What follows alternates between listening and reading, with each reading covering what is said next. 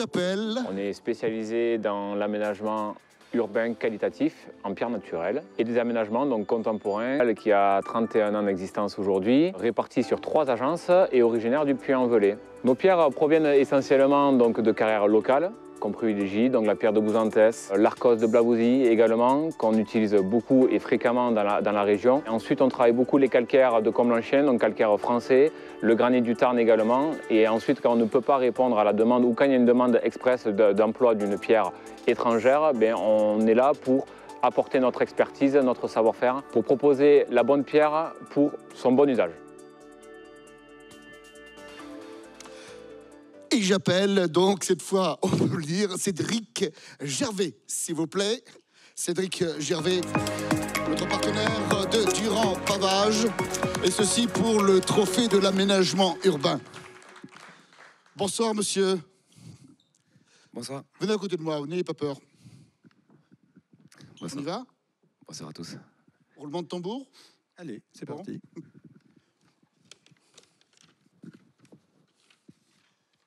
C'est quelle commune? La commune de Saint-Bonnet-le-Froid. Jean-Pierre Santi.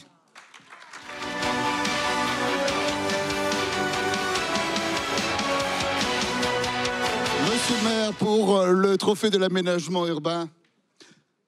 Bonsoir, monsieur. Faites attention, l'escalier. Normalement, il devait y avoir quelqu'un qui devait aider au cas où. Ben non. Être maire, c'est un métier à risque. Bonsoir, monsieur. Je vous laisse. Bonsoir à tous. Avec, Bonsoir, monsieur le maire, et félicitations pour votre trophée de l'aménagement urbain. Alors, votre village, il est connu par son célèbre restaurant triplement étoilé, et puis bien sûr d'autres restaurants fameux, mais aussi par sa foire aux champignons qui draine chaque année des milliers de visiteurs, sans oublier, il y a quelque temps, dans les années 80-90, le passage du rallye de Monte-Carlo. Et là, vous avez lancé l'aménagement de 2 places, une qui a été réalisée cette année et l'autre qui va l'être en 2022. C'est cela même. Alors, qu'est-ce qui a motivé la décision de vous lancer dans cette opération d'aménagement?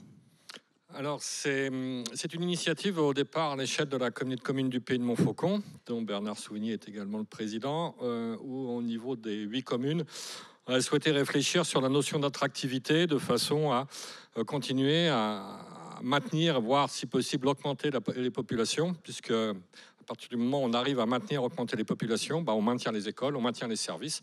Donc c'était important. Et derrière cette notion d'attractivité, il y a les notions autour du commerce, autour de l'habitat et aussi autour de l'aménagement des espaces publics. Et donc, on a, nous, sur la commune de Saint-Bonnet, alors je dis bien nous, parce que vous parlez beaucoup des maires, mais je crois qu'il faut beaucoup parler des équipes, parce qu'un maire tout seul, il ne fait rien sans ses équipes. Et donc, notre équipe actuelle, mais aussi l'équipe, le mandat précédent, on a décidé donc d'aménager cette place. Alors, c'est un peu la place, c'est un peu la rencontre, c'est le lieu où on se rencontre. Voilà, l'idée, c'était de... Bon, surtout quand il fait meilleur que sur les photos. Oui. Là, aujourd'hui, c'est tout blanc, hein, vous voyez, donc c'était un peu... Oui, des fois, il y a un petit peu de brouillard à Saint-Bonnet, mais vous êtes vraiment tombé sur un des rares jours où il y a du brouillard à Saint-Bonnet. Hein. On est bien d'accord. C'est vraiment pas de chance. Alors, votre commune comporte une trentaine d'activités artisanales et commerçantes, 5 hôtels, 6 restaurants, avec la particularité, quand même, moi, ce qui m'a surprise, c'est que vos commerces sont ouverts tous les dimanches. Bien oui, parce pour une commune de 250 habitants, tous les dimanches. C'est cela. Oui, parce que nos commerçants ont compris qu'il faut ouvrir quand les clients sont là. Et donc, Saint-Bonnet, c'est un lieu de passage, c'est un lieu de résidence touristique. Et donc, voilà, donc les plus grosses activités, naturellement, ce sont les dimanches. Et l'aménagement de cette place, en fait, le paradoxe, alors qu'on revendique d'être un village accueillant et touristique, c'est que nous n'avions pas de vraie place. En fait, la première place qu'on a aménagée, c'était plutôt un grand parking un peu anarchique. Et donc, on a souhaité en faire un vrai lieu, une vraie place de village, avec aujourd'hui donc les bars qui installent leurs terrasses l'été, et puis régulièrement la possibilité de pouvoir y créer des animations et de pouvoir créer une dynamique autour de cette place. Alors, pour illustrer un peu cette attractivité de votre village, on va peut-être vous tourner un petit peu vers les gens pour qu'ils puissent vous voir. 2 chiffres, 250 habitants oui. Et 30 enfants dans l'école. Oui, ça, je crois que C'est rare. c'est... Enfin, dans une commune comme la vôtre, c'est assez rare. Oui, c'est surtout que c'est pas un regroupement pédagogique. Hein, c'est uniquement sur Saint-Bonnet. Uniquement sur Saint-Bonnet. Oui, c'est l'histoire de notre village, de la possibilité d'accueillir effectivement des jeunes couples, voilà, et puis donc d'avoir aujourd'hui ces 30 enfants. Je crois que Fred Giraudet disait à juste titre, voilà, toujours dans toute le mandat de maire que je trouve que vous avez un peu décrit de manière un peu négative, parce que c'est vrai qu'on se fait engueuler. Qu'est-ce que j'ai dit? Non, alors c'est vrai que quand vous êtes maire d'une commune de 130 habitants, avec la neige, vous êtes sûr de vous faire engueuler tous les jours. Donc ça, c'est bon, ça a été fait depuis hier. Mais une école, c'est peut-être ce qu'on inaugure avec le plus grand plaisir, parce que l'école, c'est l'avenir. Un village qui n'a plus d'école, c'est dramatique, et c'est souvent un village qui meurt. Donc voilà, ça, c'est notre grande fierté. Et on espère bien sûr de pouvoir continuer. Merci Monsieur le maire et bravo pour ce projet. Cédric Gervais, donc vous êtes le directeur de Durand Pavage. Alors ce projet que vous avez primé, que vous avez choisi de parrainer, vous le connaissez bien puisque c'est votre entreprise qui a réalisé les travaux. Oui, tout à fait, exactement. Quelle a été un peu la caractéristique de ce chantier? Une place de village, comme on sait les faire, enfin, comme on prétend savoir les faire, effectivement. Donc, un aménagement, on va dire, tout à fait classique, avec des matériaux qu'on retrouve partout en Haute-Loire, donc notamment le 10-20-10, des emmarchements en granit, etc., et des maçonneries traditionnelles. Alors, votre entreprise a son siège social près du Puy, à Espaly-Saint-Marcel, et vous avez 2 agences, une à Béziers, une autre à Brassac-les-Mines dans le Puy-de-Dôme. Vous réalisez un chiffre d'affaires de 10 millions d'euros et vous employez 50 salariés sur les 3 sites. Vos clients sont essentiellement les collectivités locales. Et quand on s'est parlé, j'ai compris que la qualité, c'était un peu le fil rouge de votre entreprise. Oui, effectivement, on essaie de défendre des savoir-faire qu'on a hérité de Philippe Durand, qui est le créateur de cette société, avec des gens qui habitent sur ce territoire, avec des équipes qui sont présentes sur le 43, sur le 63 et également sur le 34, comme vous l'avez dit, avec notre présence bitéroise.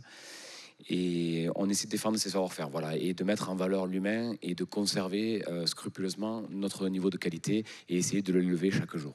Mais je crois que vous aussi, vous avez du mal à recruter. Parce que des paveurs et des dalleurs, ça ne court pas les rues ici. Disons qu'il n'y a pas de formation en France. Et donc vous êtes obligé de faire venir de la main-d'œuvre de l'étranger? Exactement. On essaie de faire venir de la main-d'œuvre de l'étranger qui veut bien encore faire ce métier, qui peut être ingrat, qui peut être aussi très qualifiant. Mais qui aujourd'hui n'attire plus notre jeunesse française, malgré les formations en interne qu'on peut proposer, qu'on essaie de proposer. C'est vrai qu'on a beaucoup de mal à recruter aujourd'hui. Est-ce que ce manque de main-d'œuvre vous oblige à refuser des chantiers? Malheureusement, aujourd'hui, tous les jours. Effectivement. Tous les jours? Effectivement, oui, tous les jours. Aujourd'hui, on refuse. On ne peut pas refuser pour nos clients fidèles, comme la mairie de Saint-Bonnet-le-Froid notamment, quand on nous appelle pour dire on a une nouvelle tranche, on souhaiterait vous la confier. On ne peut pas dire non à nos clients fidèles, mais par contre, effectivement, certaines fois, on peut dire désolé, on n'a pas de travail. Enfin, on a trop de travail et pas assez de bras pour réaliser les travaux. Donc, si vous connaissez des jeunes ou des moins jeunes qui veulent être paveurs d'alleur, rendez-vous donc chez vous. Merci beaucoup, merci. Alors, puisque tout le monde s'est permis d'ajouter quelque chose, il y a pas longtemps, on va pas y arriver, on va pas y arriver. Mais enfin, allez-y. 2 choses. La première, c'est que au-delà de Durand Pavage, toutes les entreprises qui sont intervenues dans le cadre de son chantier sont toutes des entreprises de la Haute-Loire, et certaines de très proches de Saint-Bonnet. Et puis je voudrais aussi remercier les financeurs, l'État, la région, le département et la communauté de communes, sur lequel, comprenez, c'est un budget de plus de 500 000 euros pour une commune de 250 habitants. Si on n'avait pas l'aide de toutes ces collectivités, on n'aurait pas pu le faire. Donc je tiens à les remercier aussi pour ça. Merci beaucoup. Merci beaucoup. Monsieur Gervais, je vous laisse donc remettre là, s'il vous plaît, on regarde pour la photo.